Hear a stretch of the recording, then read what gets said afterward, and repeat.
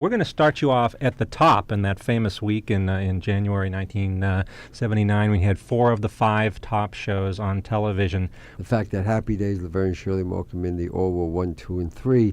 I enjoyed it. I've always tried to balance my life, so I sat down a minute and I've taught young people coming into business, you got to take a moment for basking. There's got to be basking time because you work so hard and most of the time it doesn't work out very well.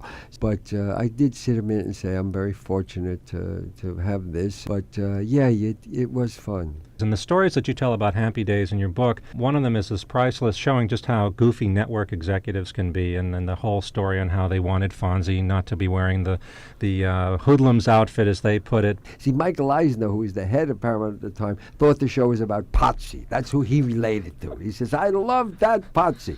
I was Potsy when I was a kid. Well, Fonzie's going to do well too, Mike. So we got it going, and through this memo where we kept him in the leather jacket.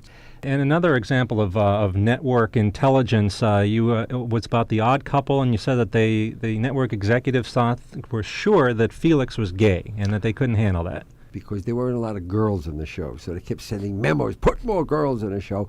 And I, in turn, had little shots made of Tony and Jack hugging and kind of doing things that would make them very nervous. And we sent those clips to the New York and said, this is what we're thinking of for next week, and they got horrified. You have some interesting stories about Robin Williams, too, and how he ended up being on Happy Days. My son wouldn't watch the show, would watch Happy Days. I don't like it there. There's no space people. He used to love it. He would, hey, like Fonzie. Then he suddenly wanted space people. So I said, I can't put space people in. It's the show from the 50s. He says, well, Richie could have a dream. He liked on the screen when it went woo and oily things happened on the screen. He knew people were dreaming. He got that. He was 7 years old.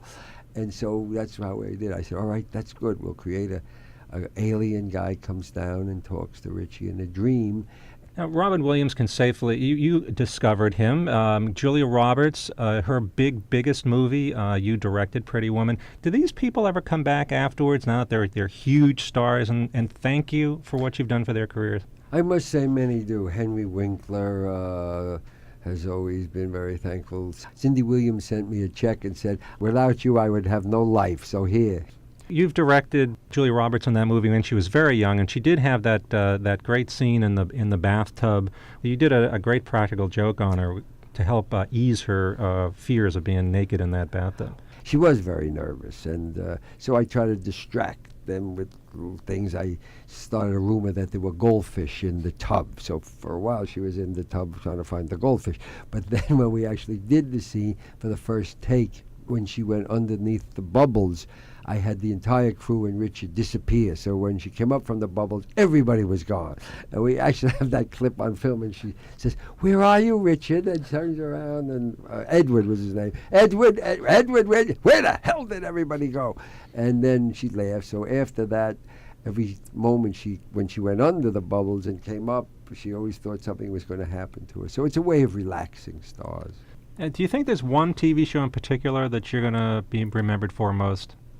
I'll be remembered for, I don't know, the show, I don't know, I hope for all my work and for making work that children and parents could watch together, because I not necessarily family entertainment, because I used to take my kids to Disney and watch a raccoon lick a duck for 2 hours and go right to sleep. But, I mean, something that could keep both of their attentions and something they can enjoy together.